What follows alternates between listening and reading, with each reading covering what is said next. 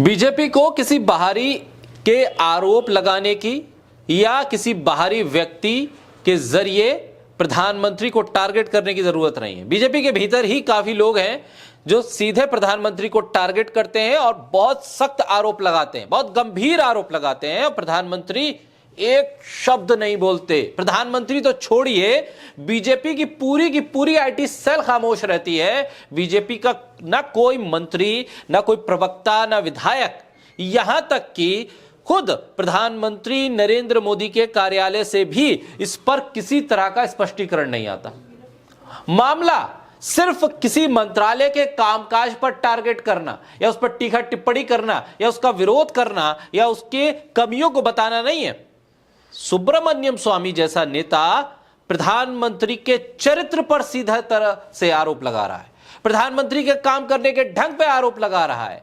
हत्या को लेकर प्रधानमंत्री का जिक्र करते हुए वो ये बता रहा है साथ ही साथ कि प्रधानमंत्री के विदेश दौरों में क्या क्या अश्लीलता हुई और किस महिला का एक तरह से किडनैप कर लिया गया, बंधक बना के रखा गया, वो महिला भारत छोड़कर चली गई। ये तमाम बातें सुब्रमण्यम स्वामी एक पॉडकास्ट पे करते हैं और सीधे तौर पर प्रधानमंत्री से इसे जोड़ देते हैं और ये कहते हुए वो बिल्कुल हिचकते नहीं हैं कि प्रधानमंत्री नरेंद्र मोदी मेरे कभी दोस्त हुआ करते थे। और अपने पॉडकास्ट पे वो यहां तक कह देते हैं कि जब अखिल भारतीय विद्यार्थी परिषद में हम दोनों थे तो प्रधानमंत्री मोदी मेरे सूटकेस उठाने के लिए आया करते थे। प्रधानमंत्री मोदी को लेकर इतने गंभीर आरोप और इतने तल्ख लहजे में आरोप अब तक किसी नेता की तरफ से नहीं लगाए गए। भारतीय जनता पार्टी के सीनियर नेता हैं सुब्रमण्यम स्वामी। अब प्रधानमंत्री से बिल्कुल 360 एंगल पर अब खड़े हुए, क्योंकि 2014 में प्रधानमंत्री मोदी जब बने नहीं थे प्रधानमंत्री और वो आए थे गुजरात से दिल्ली की तरफ, तो सुब्रमण्यम स्वामी जैसे नेता ही उनके साथ खड़े हुए थे, उनको लॉन्च कर रहे थे, उनकी मार्केटिंग कर रहे थे, उनके प्रचार में जुटे थे। यहां तक कि सुब्रमण्यम स्वामी ने अपनी पार्टी तक का विलय बीजेपी में कर दिया था।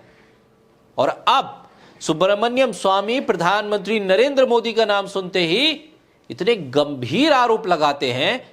इन आरोपों को सुनने के बाद शायद बीजेपी के नेता सुब्रमण्यम स्वामी की जगह कोई और नेता होता तो उसके ऊपर न जाने किस तरह के आरोप लगाते। अब सुब्रमण्यम स्वामी कहते हैं कि मेरी ट्रेनिंग खराब हो गई है प्रधानमंत्री मोदी से। साफ साफ कहते हैं, बिना लाग लपेट के। वो कहते हैं कि अब नरेंद्र मोदी से कभी नहीं बनेगी मेरी। सुब्रमण्यम स्वामी बीजेपी में होकर भी प्रधानमंत्री मोदी और बीजेपी से कड़े सवाल पूछते। वो उन्हें कई मुद्दों पर बुरी तरह से घेरते भी नजर आते हैं। हाल ही में सुब्रमण्यम स्वामी से पूछा गया कि उनकी प्रधानमंत्री नरेंद्र मोदी से क्यों नहीं पटती है, तो उनका साफ जवाब था, नरेंद्र मोदी से अब कभी नहीं पटेगी, कभी नहीं बनेगी। बीजेपी नेता सुब्रमण्यम स्वामी ने प्रधानमंत्री नरेंद्र मोदी से ट्विनिंग मैच न करने के पीछे कई वजह बताई। दरअसल शुभांकर मिश्रा एक स्वतंत्र पत्रकार के तौर पर उनका एक पॉडकास्ट जिसपे सुब्रमण्यम स्वामी आए, उन्होंने प्रधानमंत्री नरेंद्र मोदी और पूर्व प्रधानमंत्री अटल बिहारी वाजपेयी और बीजेपी से जुड़े और अपने परिवार से जुड़े हुए कई मुद्दों पर बातचीत की। दरअसल उन्होंने प्रधानमंत्री मोदी से जो ट्यूनिंग खराब हुई है उसके कुछ कारण भी गिनवाए। सुब्रमण्यम स्वामी ने कहा कि गुजरात के नेता थे हरीन पांड्या, उनकी हत्या हुई और उनकी हत्या के बाद कुछ ऐसे तथ्य निकलकर सामने आए जिससे नरेंद्र मोदी और सुब्रमण्यम स्वामी के रिश्ते खराब हो गए। अब आप सोचिए कि एक हत्या में कौन से ऐसे तथ्य सामने आ गए जिन तथ्यों से रिश्ते प्रधानमंत्री मोदी से खराब हो गए। यह भी प्रधानमंत्री के ऊपर बहुत गंभीर आरोप है। क्या प्रधानमंत्री इस हत्या के बारे में कोई जानकारी रखते हैं? या प्रधानमंत्री के सामने इस हत्या से जुड़े हुए कुछ तथ्य हैं जिसको लेकर सुब्रमण्यम स्वामी उनसे नाराज हैं?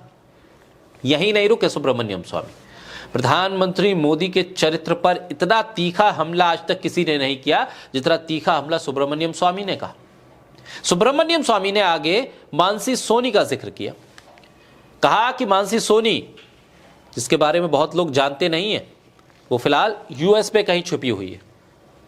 अब मानसी सोनी कौन है, प्रधानमंत्री से इनका ताल्लुक क्या है, सुब्रमण्यम स्वामी क्या जानते हैं मानसी सोनी के बारे में, और मानसी सोनी यूएस में क्यों छुपी हुई है, किससे डर है उनका, वो अगर भारत की में रहने वाली हैं, भारत की नागरिक है, तो भारत में क्यों नहीं रहती हैं, यूएस में क्यों छुपी है, और सुब्रमण्यम स्वामी को ये तमाम जानकारी कैसे है। ये बहुत गंभीर सवाल है और गोलमोल जिस तरह से सुब्रमण्यम स्वामी ने कुछ बताया कुछ छुपाया, उस पर तो और शक गहरा गया और गंभीरता बढ़ गई। सुब्रमण्यम स्वामी ने आगे कहा कि नरेंद्र मोदी ने मानसी सोनी को कैदी बनाकर रखा था। क्यों रखा था, क्या मकसद था, एक महिला को कैदी बनाकर रखने के पीछे का मकसद क्या था, अब सुब्रमण्यम स्वामी बेहतर जानते होंगे। और प्रधानमंत्री मोदी पर अगर सुब्रमण्यम स्वामी आरोप लगाते तो प्रधानमंत्री बेहतर जानते होंगे, या फिर मानसी सोनी खुद बेहतर जानती होंगी कि मसला क्या है। लेकिन देश के सामने जब ये पॉडकास्ट आया और ये जानकारी आई तो सवाल उठने लगे कि आखिर ये क्या विचित्र मामला है कि महिला सुरक्षा की दावे करने वाली बीजेपी के सर्वोच्च नेता पर एक महिला को कैद में रखने के आरोप लग रहे हैं और वो महिला भागकर यूएस में छिपी हुई है। ये तमाम सवाल है। सुब्रमण्यम स्वामी ने प्रधानमंत्री मोदी के चीन और रूस के दौरों को लेकर भी सवाल खड़े किए, और सवाल ऐसे वैसे नहीं, ये सवाल सीधे तौर पर प्रधानमंत्री के चरित्र पर सवाल खड़े करने वाले बन गए। उन्होंने कहा कि इसका कोई विवरण नहीं मिलता है चीन और रूस के दौरों का, लेकिन उन्होंने साफ किया कि जो कुछ भी है बहुत अश्लील है। ये तमाम जानकारी जो पॉडकास्ट के जरिए है, ये साफ तौर पर बता रही है कि बहुत कुछ ऐसा है जो कई पर्दों के पीछे छुपा है, और सुब्रमण्यम स्वामी हर उस पर्दे के पीछे की जानकारी को अपने पास रखते हैं, और इसीलिए शायद सुब्रमण्यम स्वामी के इतने तीखे हमले के बाद भी बीजेपी की तरफ से कोई प्रतिक्रिया नहीं आती है।